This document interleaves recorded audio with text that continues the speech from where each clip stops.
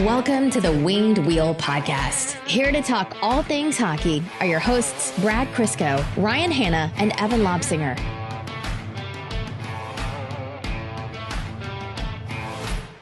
We almost had to hire like a search and rescue dog to find this guy's podcast polo before our partnered event with the Red Wings, like one of the two major events that we run all year, like the biggest thing that we've been planning for months and months and months.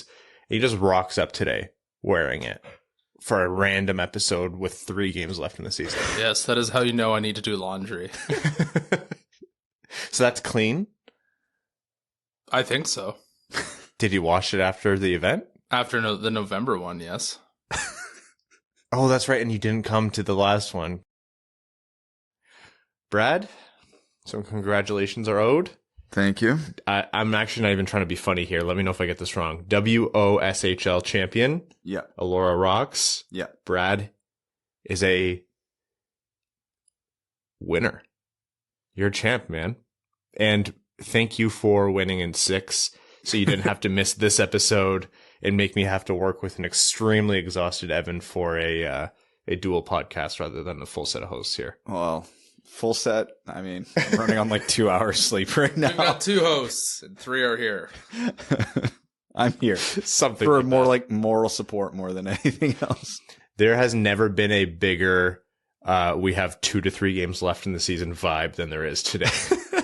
Me covered in dust from clearing out my basement. I don't think I've showered. Evan, me neither. Yeah. And Brad, who you said you came home at 3:30 last night? Yeah, that's about when I walked through my front door. I worked this morning as well. Well, folks, welcome to the Winged Wheel Podcast. Here to talk to you about Red Wings hockey here, abroad, and then everything else in the world of the NHL. I am one of your hosts, and unfortunately for you, the most coherent today, maybe, Ryan Hanna. I'm here physically, Brad Crisco. And I'm Evan. On this episode of the Winged Wheel Podcast, we'll be talking about the Red Wings' 3 games since we last spoke. Kind of interesting. Some stuff happened in there. Some personnel updates, both for Red Wings currently in Detroit and future Red Wings coming in from overseas in Sweden. We have some other notes about, what's going on in the AHL, what's happening with the draft lottery, things like that. We'll get into the playoff race again. It's always interesting. And then if we have time, we'll do a prospect profile and some news from around the NHL.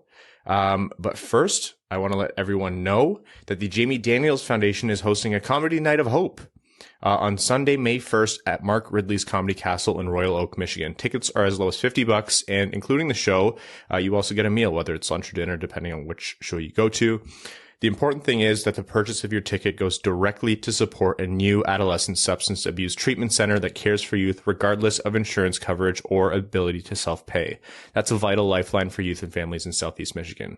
The show features 3 headliner comedians with Craig Shoemaker, Ian Bagg, and Mike Young, and is sponsored by Priority Waste and Cranks Catering. To purchase tickets, go to jamiedanielsfoundation.org, where you can also find out more. And again, thank you all. We are nearing the $20,000 mark raised for the season with Wings money on the board. So after that last game, pledges will be called to tally up and donate, and then let's see how high we can drive this thing. We're hoping to drive it way past, and stay tuned. Those flannels that you requested coming in soon. Before we get started, Evan, you have a story for us? It's not. It's just my weekend. Oh, okay. Well, how I got to my current state. Which is an entirely unique state. We never see you like this. This is why I need to stop drinking. So Friday golf, that was sweet. Came back to Detroit, and I was rushing because traffic was a gong show because everybody was trying to get the Miggy game. Right. 3,000. Yeah, finally get down there, get all my shit organized. I'm meeting up with Ben, and I think his name was Alex, and we were all going to go to the game. And I walk outside, and they're outside my hotel. They're there, and they're like, "Oh, the game's canceled or postponed." I was like, "Oh, so let's just grab some drinks until the game starts." They're like, "Oh no, it's like postponed for the day because of like it was supposed to be a torrential downpour." So of course I had already purchased a ticket and all that stuff. So grabbed a couple drinks, grabbed some food, and then this is where everything kind of gets a little weird. Have you guys ever heard of emo night? No. Like on the podcast or? No, in real life. Okay, no. Yeah, so I thought it was like bands, and they were playing at the Fillmore, and the Fillmore is a sweet venue. It was only $20, so I was like, I paid $20, walked in. I felt immediately too old. Grabbed a double gin and soda, stayed there for 20 minutes and left. So this time it's probably like 10:30 or so in the evening, and I walk into the hotel, and the hotel lobby bar is pretty bumping. So I was like, I'll just grab a drink and then I'll go to bed. Yeah. That was at 11. I ended up. I finally probably went to sleep at 4:30 in the morning. Oh my God. There was a group of people there who were celebrating their 10-year anniversary of them all being in grad school together, and the energy was very high. And I don't know why I attempted to match it, but I paid dearly for it on Saturday and today. We can't get this guy to do anything beyond what he feels is sufficient for the day. And here he is going to Detroit alone, a socialite, mixing in with several different parties. You're the biggest, like, 10:30 p.m. I am in bed. Do not talk to me after that. That was very much the plan. Yeah. And you went to bed at 4:30. Yeah, and I paid very dearly for it. But yeah, it was a good weekend. And your celebrations went to 3:30. I'm actually impressed that both of you are here right now. Yeah, I was one of the first to leave too. Like, there was pictures shared in the team's group chat like today of guys driving home, and like the sun is up. They're like, "Great night, boys. Heading out now," and it's like you can see the sun coming through the trees as they're coming back on the highway.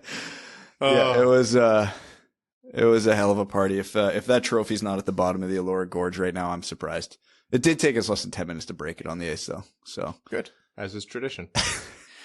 All right, let's talk about the Red Wings. After the last episode finished, there were 5 games left. 3 of them were played. One on Thursday, one on Saturday, and one just earlier this afternoon against the New Jersey Devils. Let's first talk about the Florida game, where, let's be honest, in all of these games, not a lot happened. This is big. Either the Red Wings are playing a near cup contender and they're either pummeling them or just, underperforming but still winning, or Detroit's playing the New Jersey Devils who are in a sorry state. Like, that's where we're at in the season. But the Red Wings played the Red Wings played the Panthers the second time in 4 days or 5 days on Thursday night. Another 5-2 loss has been a common scoreline, I think, recently around there. That was the game with one of the weirdest 5-minute majors I've ever seen called. And it was reviewed. And I'm really angry at the NHL. Not because the Sundqvist major really made a big difference on the Red Wings season or that game.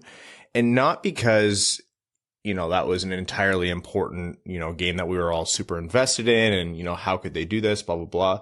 It's that the review system is making me agree with Brad and how wrong they're getting it.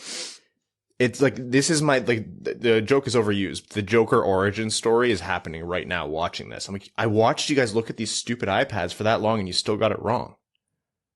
So Sundqvist got the 5-minute major and a game misconduct for the slash on a Florida defender. What did you guys make of that? Well, after your rant, it just made me think of that line from the Joker. It's like, I'm not crazy. I'm just ahead of the curve. I should have used that line a year ago. But anyways, it's one of those NHL quirks, we'll call it politely, that you could call that a major every time. Sure. Except they've never once called it a major. Crazy. Welcome to the NHL. Yeah. It's the whole cross-checking thing. You could call every cross-check a cross-check. They just don't call them. So why was this one the 5-minute major? I have no idea. I could understand if that slash was called a major if it was away from the play. Sundqvist was legitimately trying to break up a scoring chance. The guy, I forget who he slashed, but was literally taking a shot on net. Like, yeah, of course it's a penalty. Like, yeah, he got him in the hands. Yeah. Maybe even above. I think he might have got him above the glove and got the wrist. 1,000% a penalty. Like, no question here. But again, why was this the first one the NHL has called all year? It's one of those things where we've talked about this with other things in a lot of different contexts where it's like, I don't agree with the call, but like I understand where they're coming from. This one's like, I don't understand. It's been a major 0 times out of the 1,000 times it's been done in the NHL this year. Why is this the one? It's stupid. And like the purpose of the major review, and I actually don't hate the major review because it's a big impact on a game. You call a 5-minute like a 5-minute penalty that doesn't go away upon a goal being scored. You need to make sure you get it right. And especially in the playoffs, right? Like you do not, that decides the series. And we've seen that before. So it's not the fact that that review exists. It's that they looked at it and decided, yep, we're going to make a statement. And all I could think is, okay, make that call in the playoffs then. I dare you to make that call in the playoffs. I want anyone who thinks that that was absolutely definitely a 5-minute major. I can't even inherently disagree that strongly because, hey, if you called chops at the exposed wrist, like that fucking hurts. Oh, yeah. Like that hurts. Of course, I think that should be penalized. You should make players more responsible for that stick. Tell me that they're going to call it in the playoffs then. Tell me that when Florida plays, whoever in the second round and they do the same thing, that we're going to see that 5-minute major against them. Again, no one's seething over this. I don't think any Red Wings fans lost sleep over it, but it was just a bizarro decision where everyone just kind of laughed. We were like, oh, okay. I mean, sure, but it's strange. And little did you know that wasn't even the worst call we were going to get. Yeah. Yeah. Well, in the same game, there was a puck that was in the air along the left-hand boards. Moritz Seider jumped up, caught it, dropped it down to control it. And it was really great. Like, used his length, dropped it, controlled the puck pretty well. And Noel Chari basically watched him land and tried to time a hit and just clocked him clean in the back/side of the head. Seider skated off very shaken up, like he looked wobbly. And as Seider does, seemingly indestructible, came back the same game. But what are these refs for? Like, if that's the sensitivity to which you're going to call this game, then why? There's no penalty on that play. Not a minor, no hit to the head, no 5-minute major, no scrum. The refs didn't get together. It just was let go. And it wasn't like, oh, he hit the head, but also the body. He literally only hit Seider's head. What are we doing here? What is going on? I am losing my damn mind. The Red Wings fans we're just trying to vibe, man. We are just trying to chill out, enjoy the end of the season. We've known what's coming for a long time now. We're just looking for Moritz Seider to score a goal, Lucas Raymond to dangle a little bit, maybe, Michael Rasmussen's resurgence. We don't have to worry about reffing when it literally doesn't matter, but it is substantially worse than it has any business being, especially at this point in the season. What's happening? I don't know. It's been happening the whole year. Nothing. It's been consistent. Yeah. It's at least been that. It's easy to say it's been getting worse all year, and it probably has but optically it's going to feel like it's been getting worse just because it compounds on each other. Because let's not forget, it took all of one game this year for the Red Wings to see the egregious reffing this year in the whole Matthew Joseph, Dylan Larkin incident. So this isn't new. This isn't surprising. This isn't some ploy out to get the Wings. So I don't want anybody to no. That. I don't think this is the refs saying, "Oh, we have a vendetta against the Red Wings. Screw these guys." No, this is good old fashioned incompetence. That's all it is. It's trying to manage the game. To what end or in what fashion, I can't decipher to save my life. But it's just, them trying to control the game and being extremely piss poor at it. And it's just that. It's that simple of an explanation. Yeah, it's not Red Wings specific, and it should be noted. Hey, look, the playoffs are coming up. I think, judging by how hockey discourse has gone over the past week, it's been pretty strange. We're all desperate for the playoffs to get here. I think it's the greatest spectacle in sports. I just want it. The same thing we say about coaches, just stay out of the way. Let's make it not suck, please. Well, yeah, the refs are going to hear that and go, oh, Connor McDavid's streaking up the wing at 76 miles an hour. Okay, well, when that hook gets into his ribs, we won't interject. We'll let the game play out. Connor McDavid's not getting a single penalty drawn. Has he, what was his stat? He's never had a penalty drawn in the playoffs or something like that? Last year, he didn't have any. Yeah, that's Oh, yeah, the fastest kid on the face of the earth. Yeah, no. Yeah. He definitely never will get hooked or tripped. The other point of that game that I want to call out was Tyler Bertuzzi's sick goal, the no-look. That was wicked. So we've seen Bertuzzi rip him. Like, he can snipe it, especially when he has time to really unload. But for him to do that while looking off the defender and the goalie, like, even with Bertuzzi having a slower second half of the season, he can still do stuff like that. And he's close to 30 goals. Hell of a year from Bert. Hell of a way to score a goal. If you don't know where the puck's going, neither does the goalie. And Detroit lost that game. Of course. Yeah. Gave up 5, as is tradition. Yep. Last game of the season at home was on Saturday against the Pittsburgh Penguins. Obviously would have been great to beat the Pittsburgh Penguins at any point. The Red Wings didn't do that. I mean, at no point were they the better team over either the Florida or the Pittsburgh game. We did get a great goal, I think, from Seider, who did a good job to actually gain the zone, controlled the puck, moved it up himself, got it to Bertuzzi, who fed Vrana for the one-timer. Vrana continues to score goals, rinse, repeat. I think someone thought we reposted the same episode in the Discord, and it's probably because we were just talking about Vrana again. Yep, just injecting those sound bites. Yeah. We figured out the, what's it called? The model? The model for every episode, and we've actually been reposting it for 4 weeks. Nobody's figured it out yet. We opened this episode talking about how Brad and Evan are tired. Shocker. This is from June 2020, you suckers. No, so Vrana scored. I think, it was Rasmussen who made no mistake on the 2-on-1 and buried it like we did not see first half Rasmussen do. Spoiler alert, the Red Wings lost this game.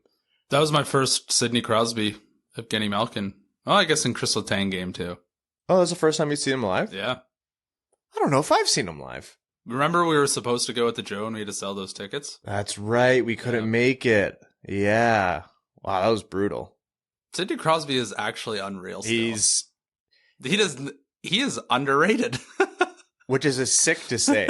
In a year without so many Hart Trophy frontrunners, like a historic, goal scoring pace. Connor McDavid set a personal points record just, I think, today or yesterday. Crosby would be on most, if not all, Hart ballots. Yeah, he is still really, really good. Chris Letang is also still, now that I have verified it with my eyes and my very hungover eyes and brain. Well, maybe I shouldn't even have said that because now it doesn't make any sense. Yeah. But yeah, both of those guys are unreal. Chris Letang was a guy where I had to eat crow more than once because I was like, no way he comes back from this. Absolutely no way. Yeah, it's crazy. Yeah. Pierre McGuire saying Alex Ovechkin will never score 50 goals again back in 2013.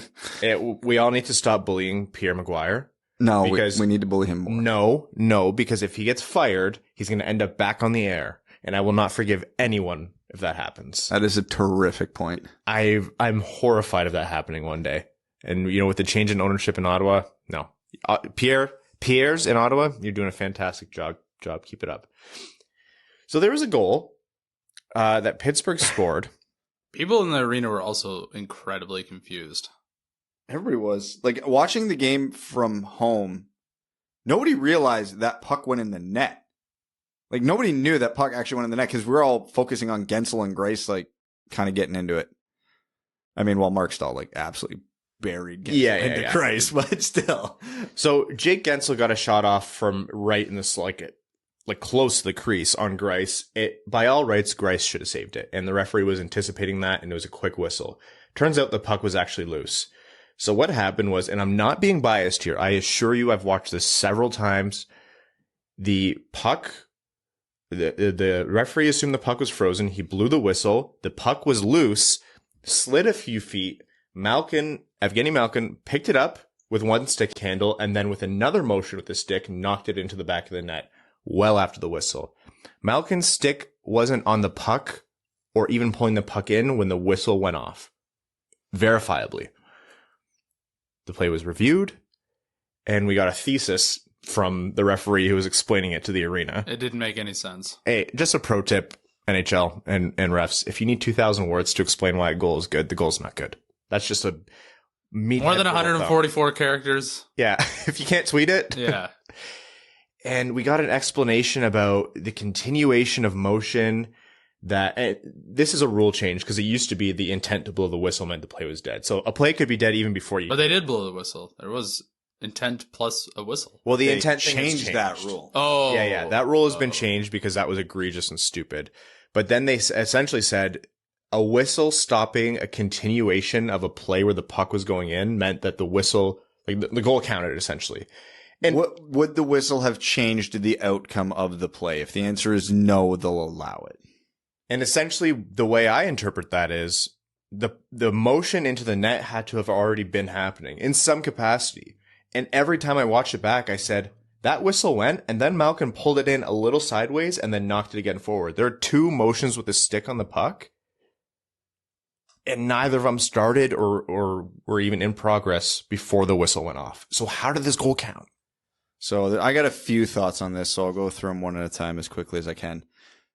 It's funny because the reason that rule got changed was because of the 2017 Cup Finals, Pittsburgh-Nashville. It was Pittsburgh-Nashville, right? Yeah, where the Penguins benefited because Nashville had a tap-in empty net goal on a near identical play where the goalie thought he had it, dropped beside him, and I think it was actually Game 6 too, wasn't it? Like, it was a huge moment in the season, not even the game. And Nashville wasn't allowed the goal because the whistle blew, even though the whistle would have had no impact because that puck was going in whether they blew the whistle or not. Mm-hmm. So they realized, okay, we have to fix that because such an obvious goal shouldn't be disallowed because a whistle blew a half a second before the puck crossed the goal line into an empty net. And that's the right idea. Like, I prefer this reality versus that reality. Don't get me wrong.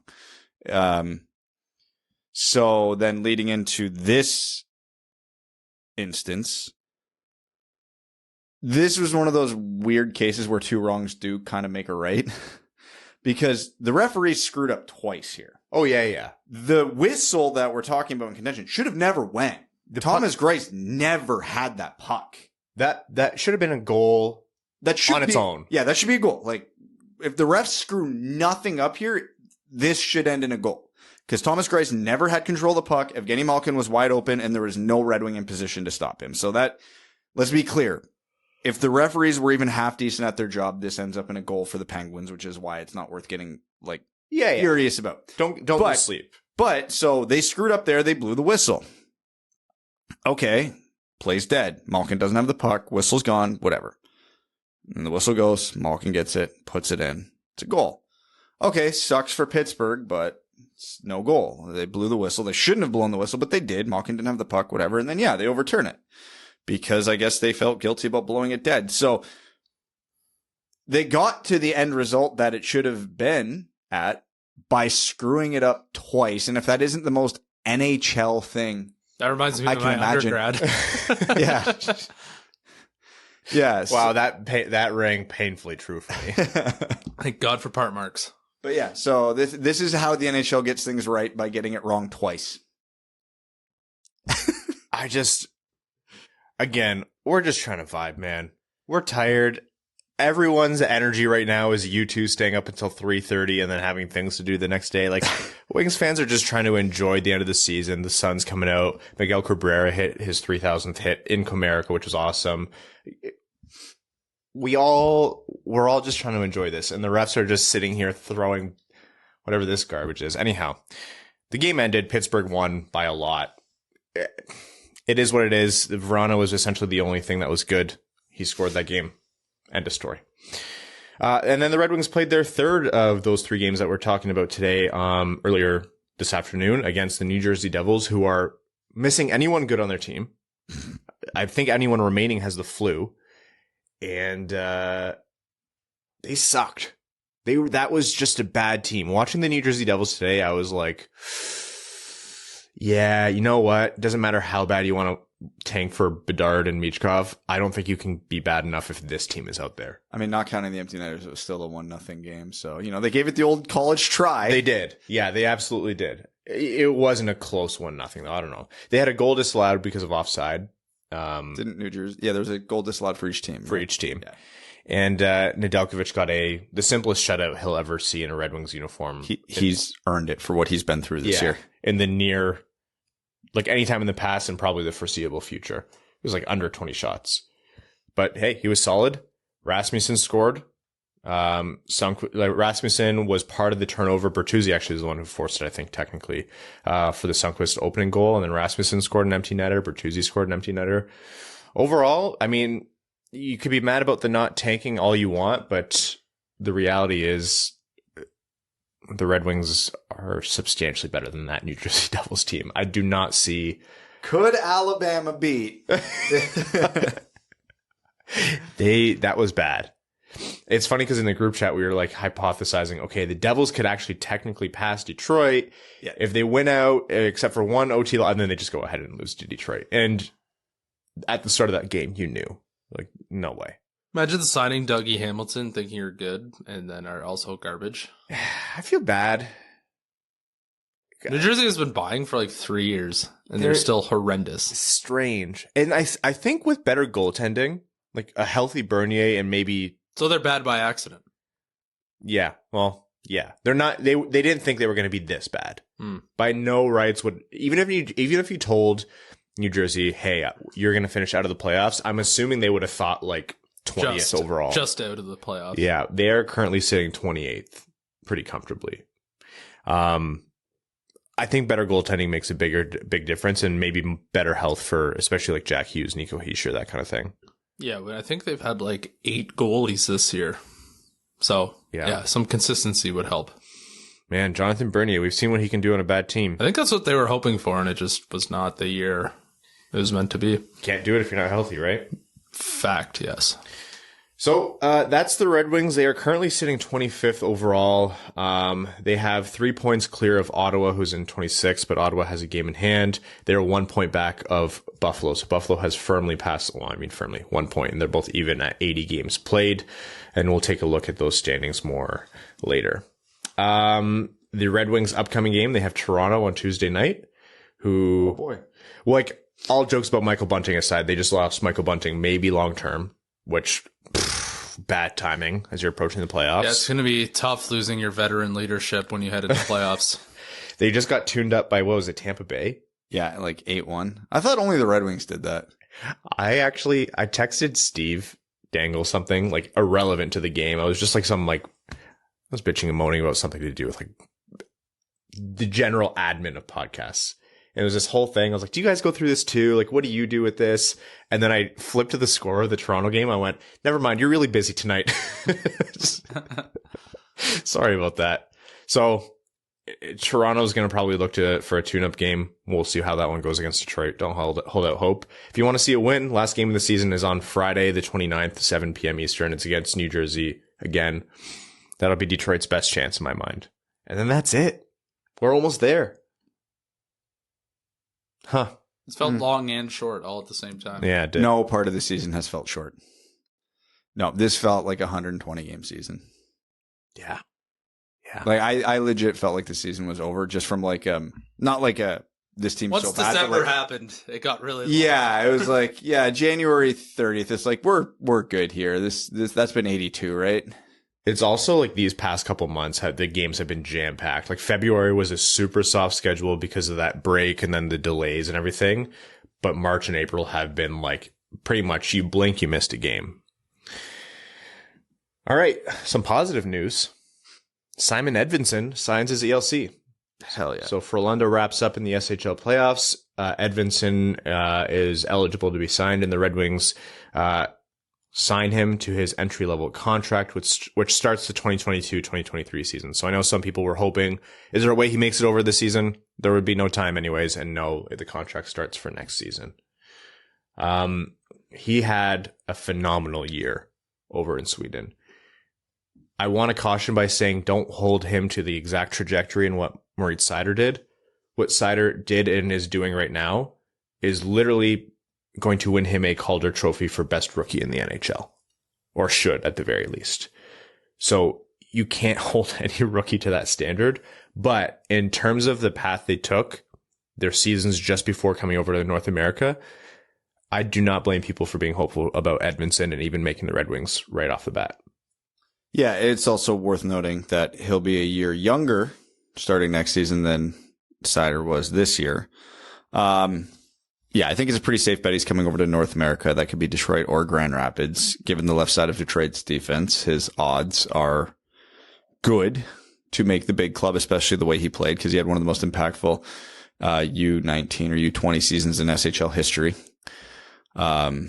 which is extremely, extremely exciting. And now, like, I'm still curious about what they're going to do with him with the World Juniors, because he's going to have as we've seen with Raymond and not as much Seider, but a little bit, like the long season can really wear on the rookies. So I wouldn't be shocked if they kept Edvinsson out of the WJCs just to get ready for a full season in North America. But I haven't seen any confirmation yet, though, that he is coming over to North America. He could, in theory, still spend another season in the SHL, although I would classify that as extremely unlikely at this point.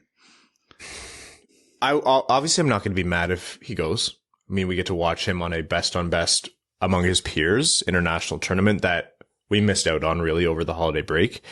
But knowing how long an 82 game season is, knowing what he has in front of him in terms of people to compete with on the left side, i.e. nobody, this is probably going to be a guy that the Red Wings, or at the very least the Griffins, are going to be counting on for a long season. Probably a mix of both, to say the least, for it.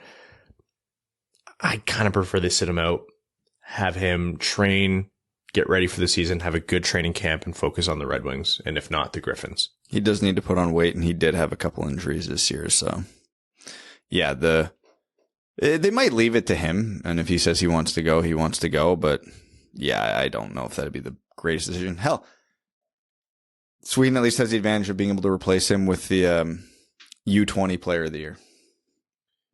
Right. William Wallander. Who's, again, the first half of the season juxtaposed with this. I think we talked about it last episode, missing out on being called to the World Juniors and then winning the SHL's U20 Player of the Year. Like, I can't remember who we were talking to, but someone said, man, Wallander has to turn up this season because the players that the Red Wings essentially passed up on to draft him, like, there's a lot of really good picks in there, and the Red Wings took a swing, and hey, man. So far, so good. Yeah. Hell of a trophy to win. Who won it before him? Moritz Seider. Right. The sun is shining, and so is Moritz. So the future's looking bright for the Red Wings pipeline, and all of this not to discount what Albert Johansson or anyone else that the Red Wings have drafted is doing. Like, there's quite a bit there. The superstar talent, obviously, Seider and now Edvinsson, that's what people are focusing on, and for good reason. But there's a lot to be said. We're already seeing conversations. Lars of the Swedish winger was talking about, is someone going to have to learn to play on the opposite side of their stick? Wallander plays quite a bit of the right side, even though he's left-handed.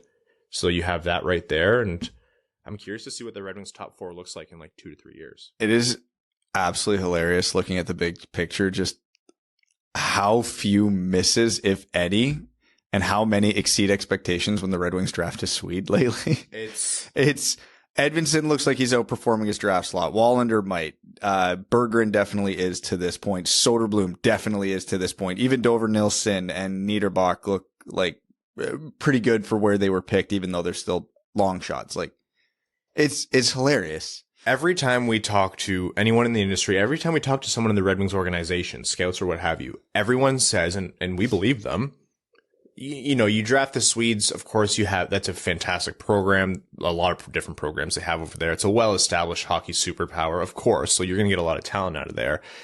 But they're never saying, no, we need to draft a Swede. They just want to draft the best players available. It just turns out they have a whole horde of them.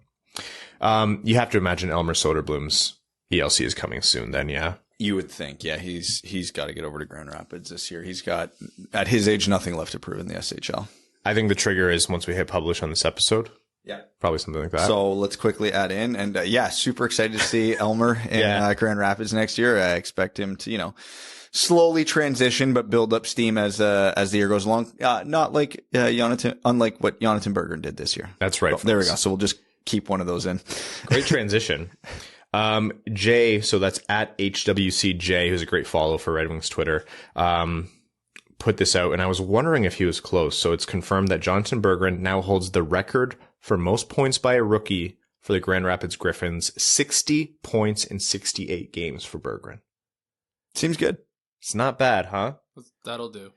So for a guy who doesn't have a guaranteed spot on the Red Wings roster next year, he's going to have to earn it. There are players ahead of him who you're like, yeah, are they the future of the team? No, but could they hold that spot over him? It really depends on camp.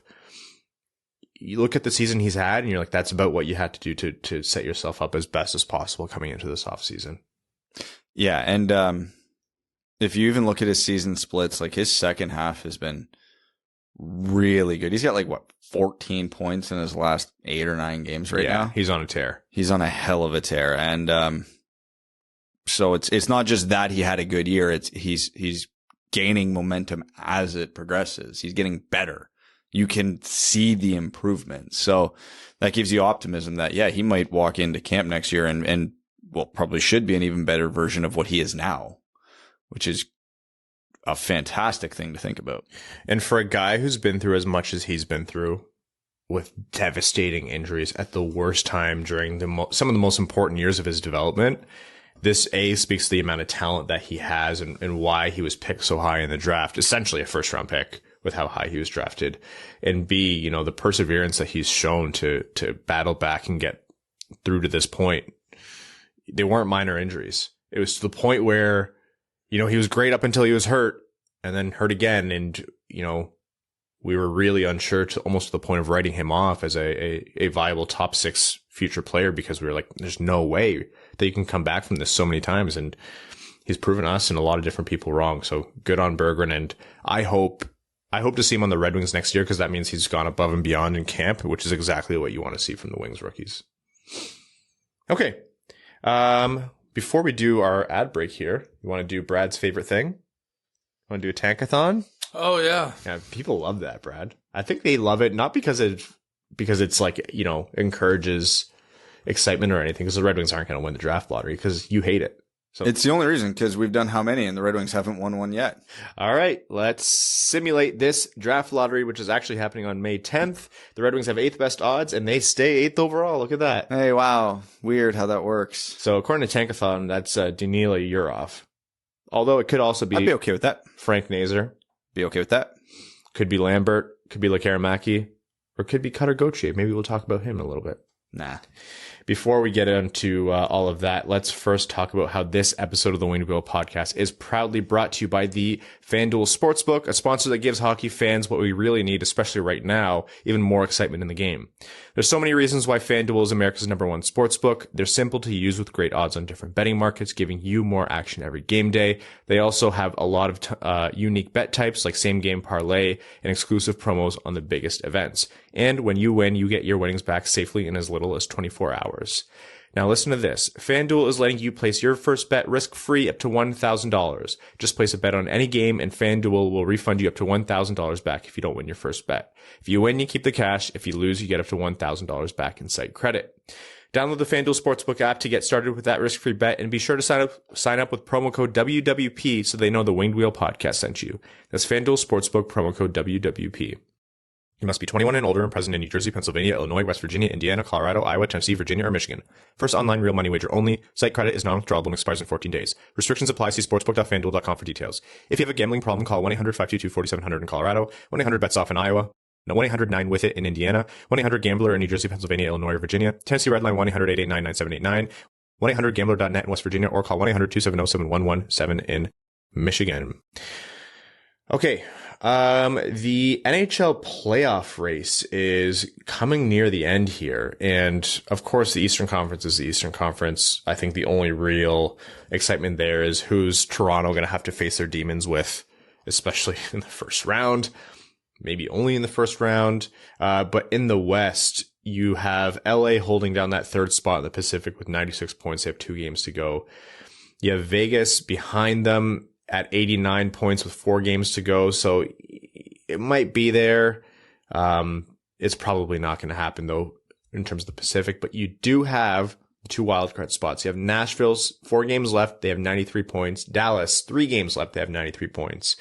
Vegas has a game in hand on Dallas and they're 4 points back. Vancouver, has 79 games as well, same as Dallas, and they are 6 points back. So Vancouver's out of this. So really, if this is a race to see if Vegas can oust Dallas. If Vegas wins their game in hand, they're 2 points back. Correct me if I'm wrong. Doesn't Vegas have a game left against Dallas? That's going to be arguably the biggest game of the year.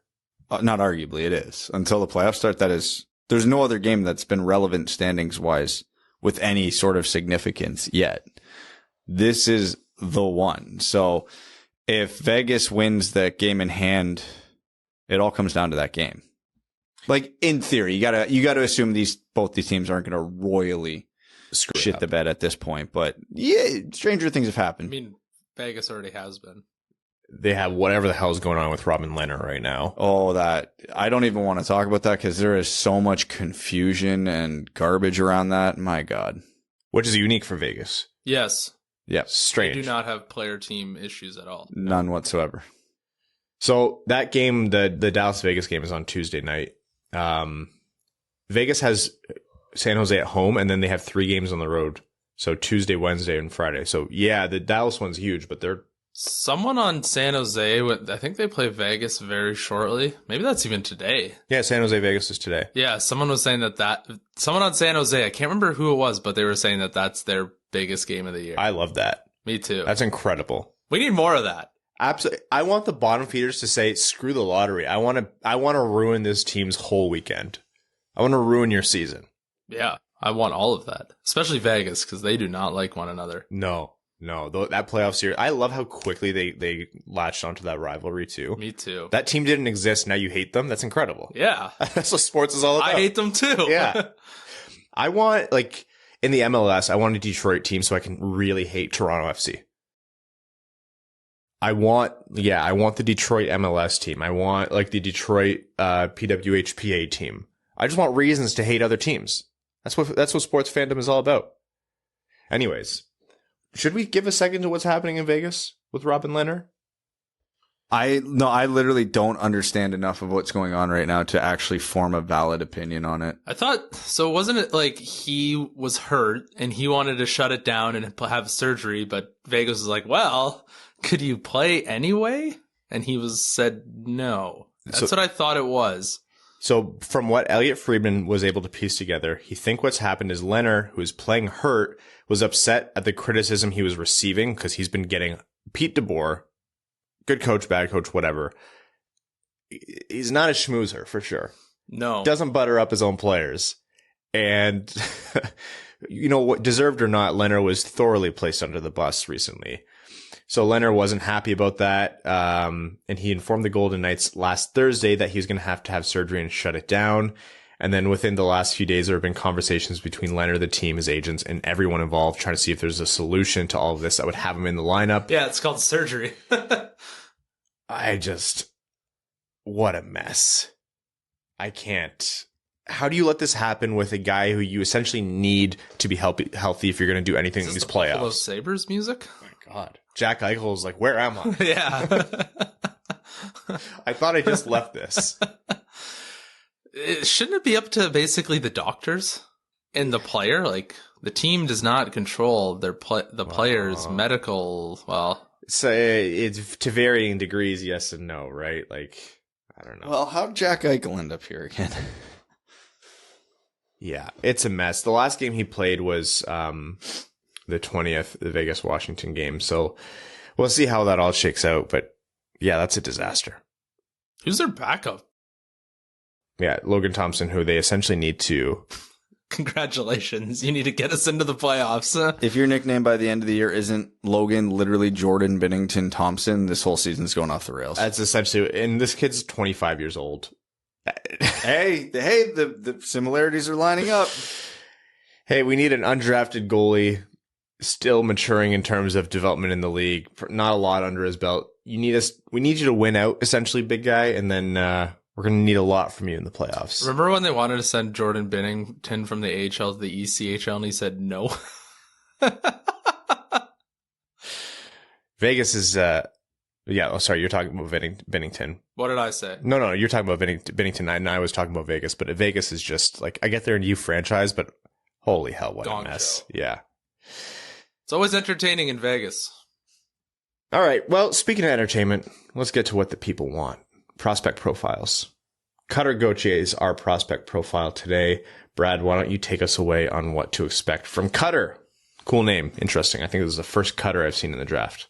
Have you ever actually went through the USNTDP's full roster and the names are there? The names get funnier every year. Rutger McGroarty, Cutter Gauthier, Cruz Lucius, like Seamus Casey. It's phenomenal. Chaz and Cruz Lucius. I love that. Their parents deserve an award. Anyways.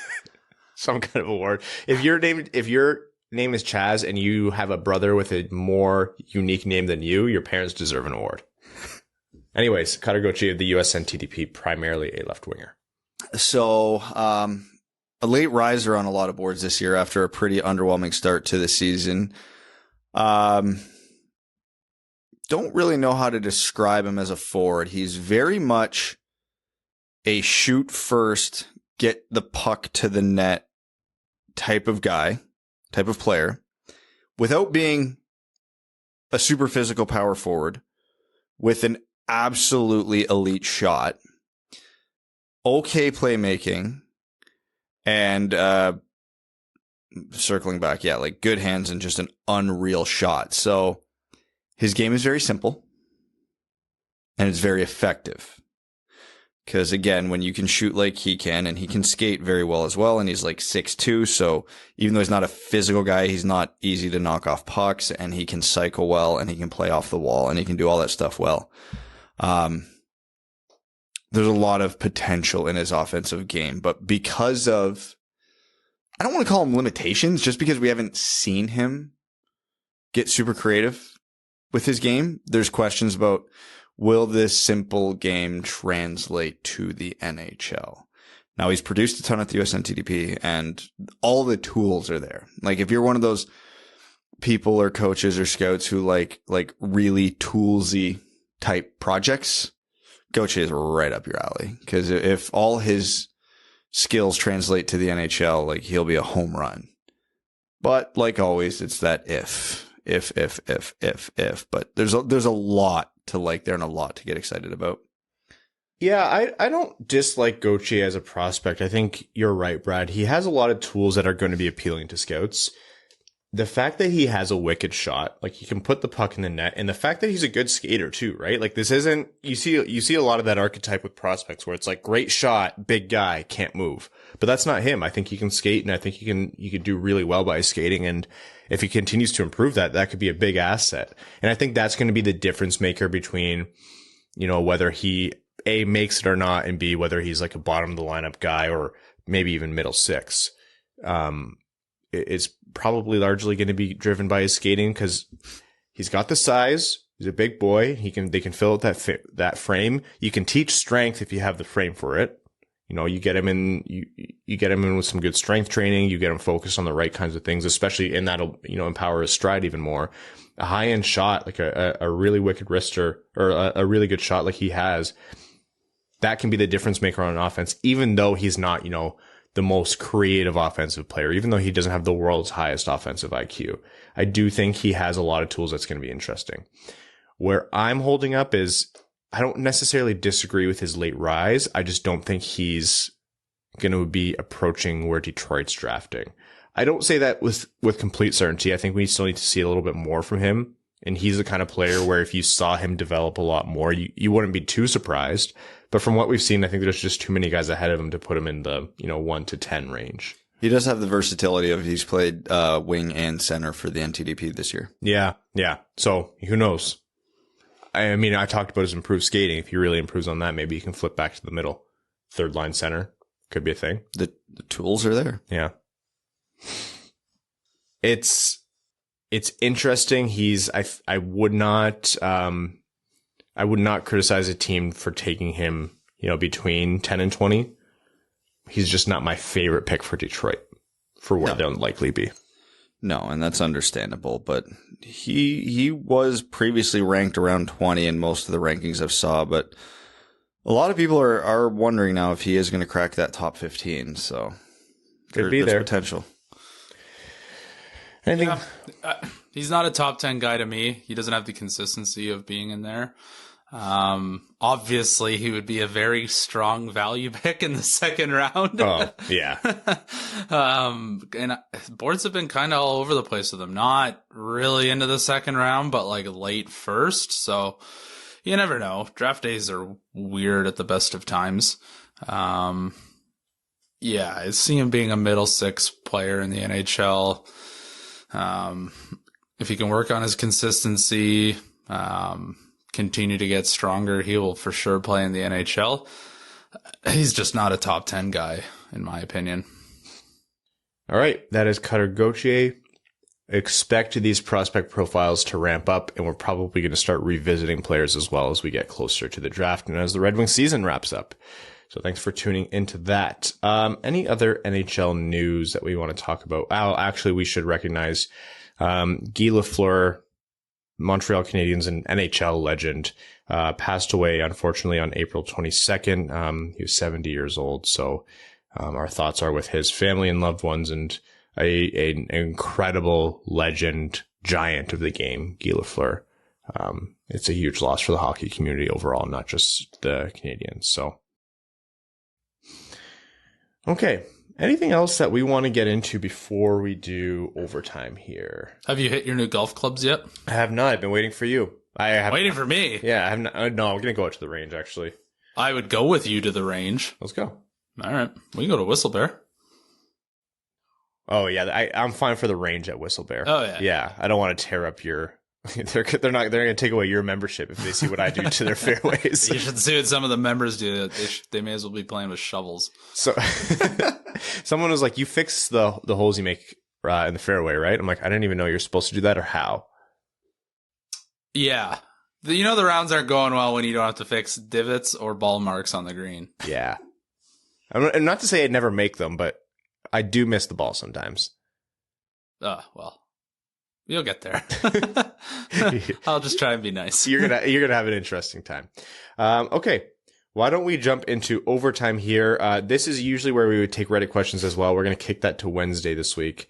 Apologies for that. Just have to switch things around a bit. So, Patreon supporters are who are bringing you our overtime segment. Patreon.com/wingedwheel podcast. These are the people that allow us to do what we can do on this show, and are the reason we can record twice a week, do these prospect profiles, do a charity drive with those flannels. So thank your local Winged Wheel podcast patron, and thank you to all new patrons. It genuinely means a lot.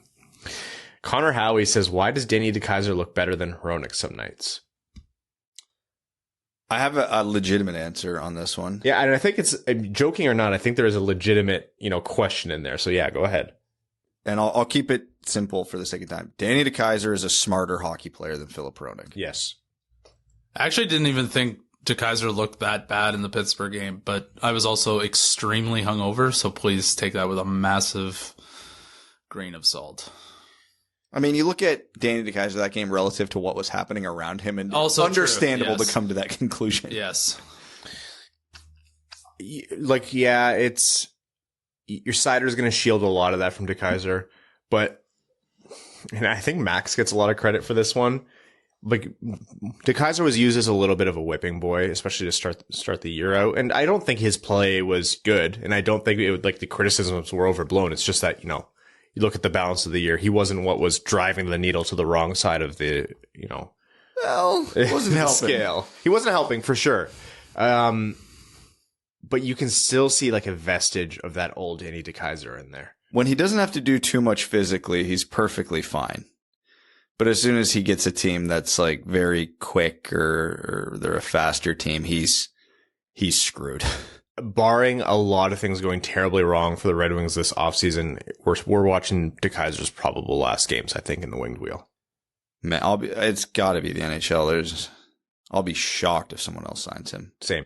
I think he's going to stay on in a within team administration. Yeah, he's a smart guy. Yeah. He knows how to play the game. We've beat this to death this year. His body just doesn't let him anymore. Yeah. And Moritz Seider always credits DeKeyser and Leddy for helping him get comfortable in the NHL and teaching him a lot of what he needed to hit the ground running. So it's a testament to his IQ as a defenseman. Third man in says, I'm not sure I've heard this directly addressed in all the discussions of Blashill, but is the biggest indictment of him not the fact that he coaches the team to play low event hockey, but they still routinely give up 7+ goals a game? I think that's a fair criticism. I don't think that's the biggest indictment because you can coach a team to play low event hockey as like a preservation thing, but it doesn't matter if you're teaching them to play low event hockey or like kamikaze 5-man full court press the other way. When you have a defensive core like the Red Wings have this year, if Seider is not on the ice, you're getting scored on. That's just the fact of it.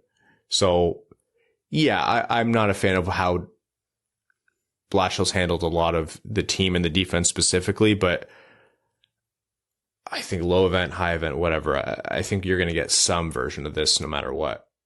Biggest indictment is the fact that the Red Wings have given up 7+ goals more times in a season than any team since the mid-90s. So context as to why that's happening almost doesn't matter. Question here from Brad Stepstool. Says, how are we improving the left side of our defense? Thanks for the great work this season, Dubs. So Simon Edvinsson signed his ELC today. Anyways. Yeah. Simon Edvinsson signed his ELC. They probably won't re-sign Danny DeKeyser to play for them. And we'll see what else happens in terms of free agents.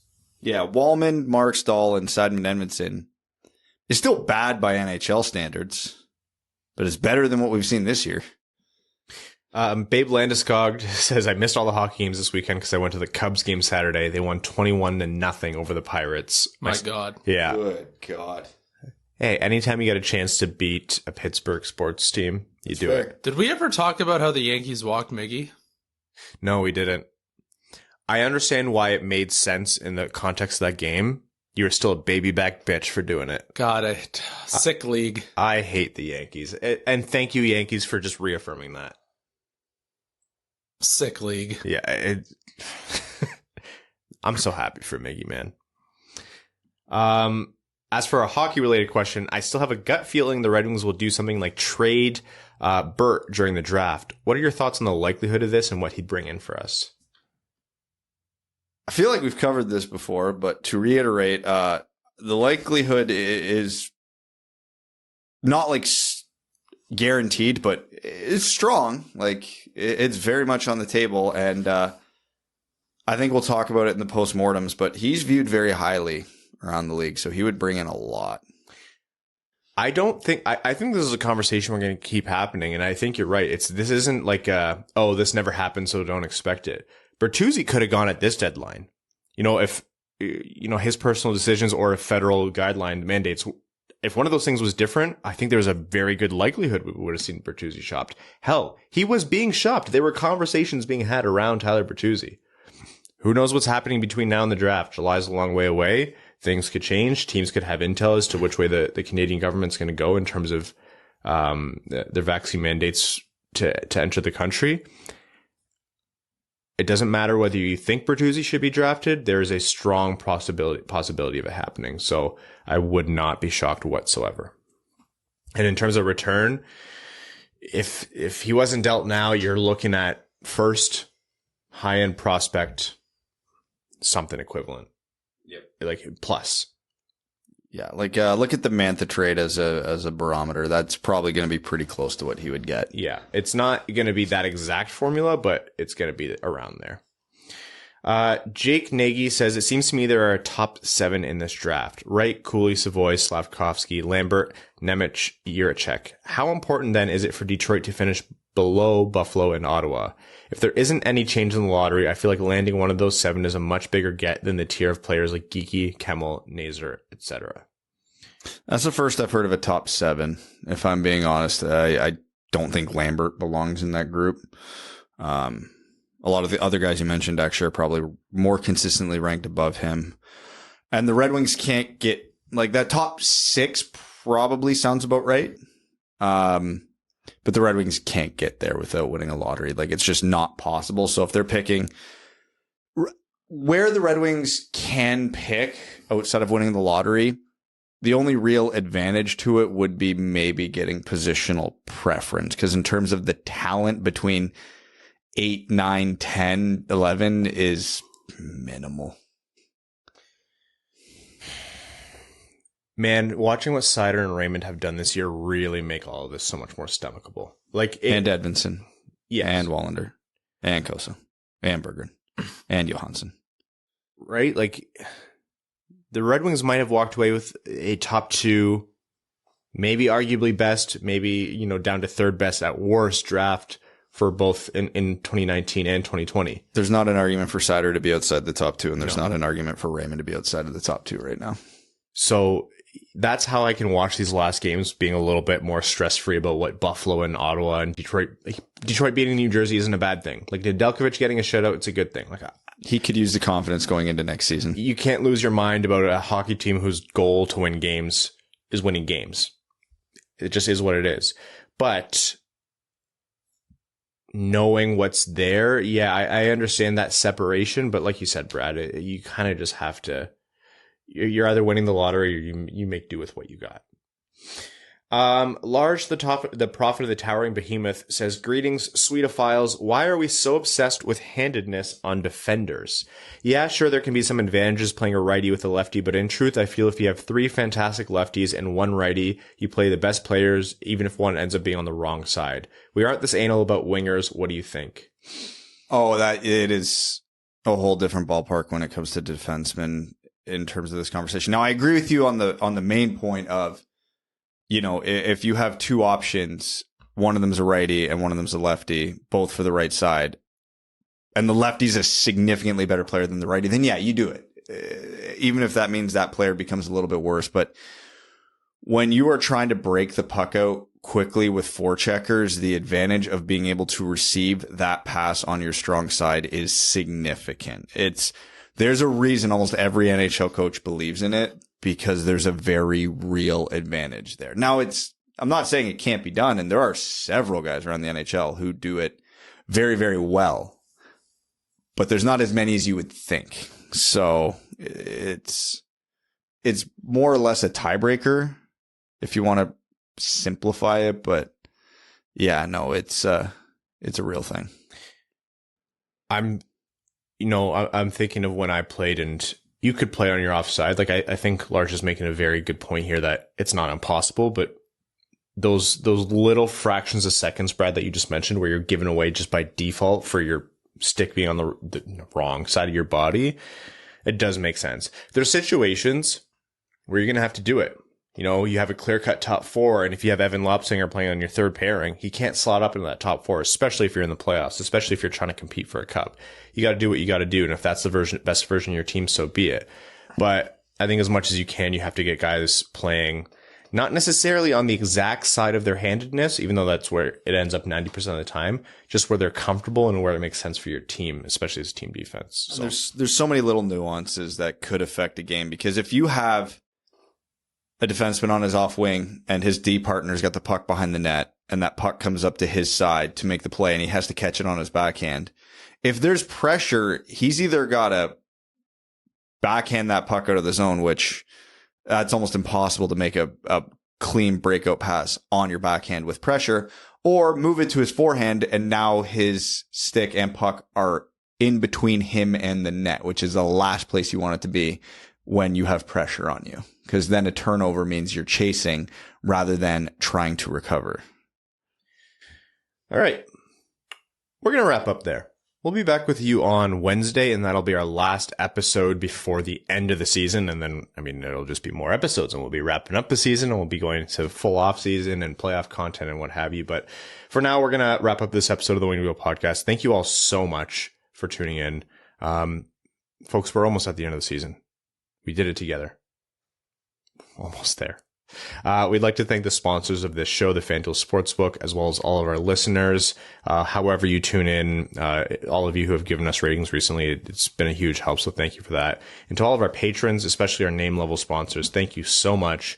Arjun Shankar, Yves Bartels on behalf of the Sarah Grand Foundation, the Stay Fresh Cheese Bag, Nick Perks, Brett Bailey, Terry, driver of the number 69 Crying Ryan Hannah's Banana Simon Jamathong, Matthew M. Rice, Billy Howell, Brandon M., Breaking Into Bank for a Hot Pocket, Brian Johnson, Carl Brutanen Nanaluski, Chimmy, Citizen High Five, Coyotes Season Tickets in Tempe, Craig Kibble, Daniel Garcia, Derek Enstem, DJ Denton, Give Blood, Fight Probert, Han Ali, Hassam Al-Qassem, I'd Leave My Wife for Seider, Jay Gollum, Jacob Turner, Justin and the Angry Mob, Caitlin Wood, King Tone, Kyle Hashman, Marcus, Matt McKay, Nicholas Fritz, R.A., Ryan Hubbard, Scott Martin, Stay Fresh Cheese Bags, Stay Fresh Greach Bags, the master and champion of the Winged Wheel podcast, the freshest of cheese bags, the legend himself, Joseph F. Fournier, Zach Spring, Sam Bankson, Stay Fresh Cheese Bags, Adam, Now I Finish Better Than Ernie, Antonio Gracias, Babe Landeskog,